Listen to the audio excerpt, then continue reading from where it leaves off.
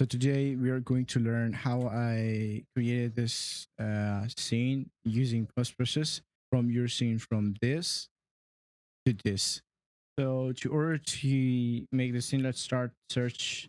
If you have the post process already in your scene, or you want to add this, if you want to add this, just add go there and add post, and you can add it here, drag and drop it. Or if you have in your scene, just search post and you just click it and then you can use it. So in the lens, I am using not too much.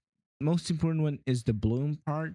Bloom is really playing a role in adding a lot of mood in it. I go to back to my camera mood and turn on the process. If I turn off, you can see I'm not getting that baby wow, that kind of effect, you know? So if you want that effect, you need to turn on the bloom and use the collision. Make sure you turn on the scatter distribution, desperation, whatever is this. I don't know. And put it 6.5 and 2. And yeah, that's really important. That's it. You need to do to get that yeah effect, and which is really important. So once you get this one, just go to the exposure one. This is also important, ladies and gentlemen. You need to understand that part. So exposure is really important, and we need to set manually. That's what we did. So it's 11 right now. So exposure also plays a really important role. Look at this one. If I like put it like lower, if it's low exposure, you barely can see. If it's really high, it doesn't look good. Like if I hide this post process, yeah, it doesn't look good. Look at this. Now I don't like it. Kind of weird, kind of shady. But yeah, that's what I'm talking about. The exposure is really important. So set it from the manual, make it makes an EV zero, so they don't decide what level they need to do, whatever think they do. Okay, local exposure. Now that's a really good thing to use, and it's especially for dark environments in the areas you don't want to be dark, and they're like you don't want to add lights, and you don't want to fucked up the scene.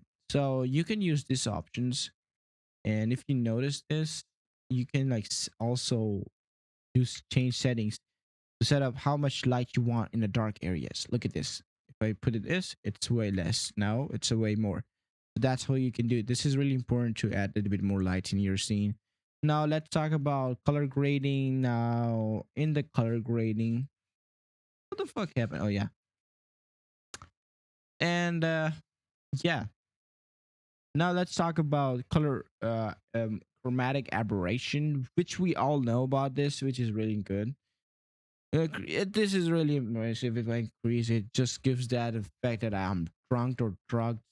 Someone's drugged me. That I'm dizzy.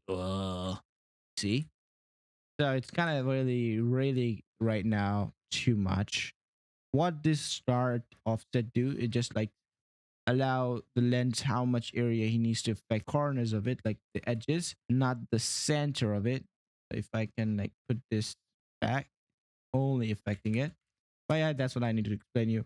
Use really subtle like me, is like 0.2, and like just drag this value just to see what looks good. So you're just creating this effect here and here, really barely, which is really what we want. We don't want too much. That's in real life. It's dirt marks. You can use it. I'm not using it. I don't think so. Why you should use it. And camera settings. Honestly, I really didn't touch it too much. And yeah, you don't need to touch them unless you know about them. Color exposure, local exposure is also important, as I told you. And lens flare. About lens flare. Lens flare is something you don't need to fuck around unless you know about what you're doing.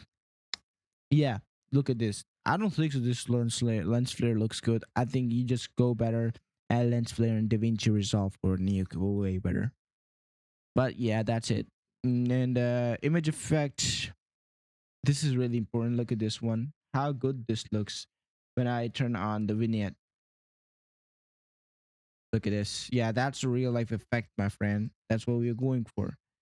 Depth of field, I'm not using anything. Color grading is also an important one. So let me show you. If I turn off this and if I, yeah. If I turn out this, if I turn out temp, you can see I'm controlling the temperature also here. And the most important tint, it's adding that yes in it, and that's important. That the tint is like you can control the colors. So I choose you, Pikachu.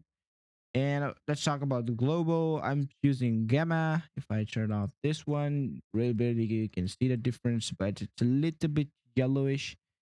Yeah. If I increase the saturation, can I do that? No, I can't. HV, yeah, saturation. So you can see it's kind of yellow, but it's really subtle, so you barely can see it.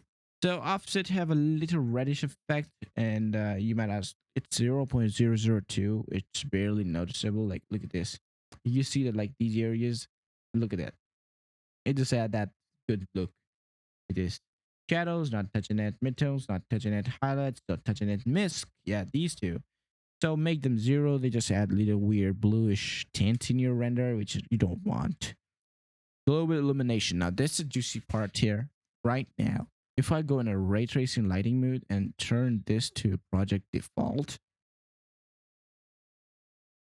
you see how much different this is, and it's fucking insane. Look at this one. This is with the project default mode, and this is hit lighting. When you turn on your Unreal file, it's by default, it's project default, which is the name, of course. And if you choose to hit lighting, it's just way better. It's just like ray tracing. And turn on all these settings, guys. You don't need to go in complication. Yeah, you can watch some tutorials on shaders like transparent stuff or this kind of stuff. But yeah, I just like literally turn on all of these settings, and so because I don't know what they do, but I know they do something. And let's talk about indirect lighting color. You can really do a lot with that, but I really didn't touch it because I don't know what the fuck is this. Reflection, lumen, whatever is this. Quality, it's down, screen space, doesn't do anything, but I just turn it on because I think it's do something. As I mentioned, just turn all of the settings. Yeah, this is a weird tutorial, I know, but I mean, you just need to play around. That's the thing is. I just turn on all of these settings. They're playing a little tiny role. But if your computer is not really like fancy or something, I will say you should be careful. You should be careful. Just turn on, not turn on. Now, what I will say, turn on the settings. See if this doing something. That it's not doing anything. Not doing anything. And if it's not doing something, just remove it.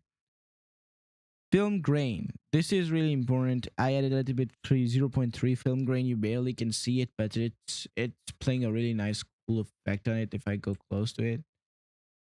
Yeah, just adding a little bit noise. I don't know if you can see through the screen, but it just makes it realistic. If I increase it, you can see it. If I can make it lower, you cannot. I mean, that's it. I guess this is all the settings I am using, which is making my post process volume from this to this.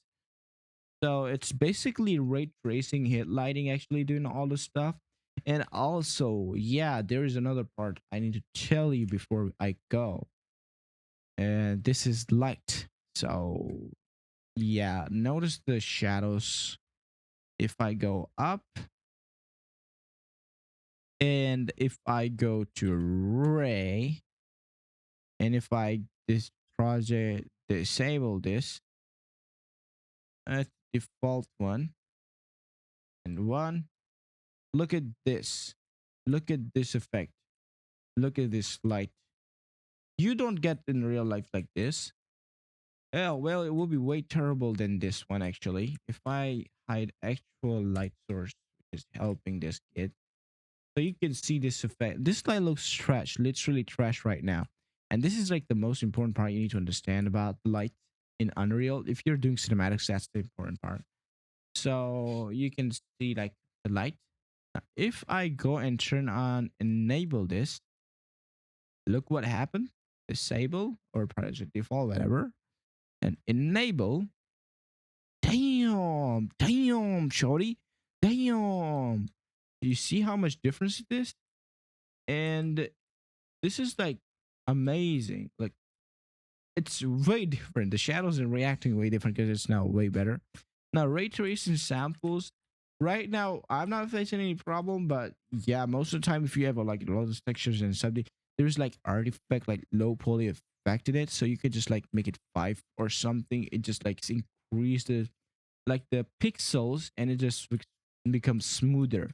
So by just any chance, if there's something, I just put it 5. But as mentioned, if you can't notice anything, don't add it. Other person also will not notice this. It means you can see a lot of difference with it. So make sure you enable this ray tracing thingy, which is really important, and you should turn it on.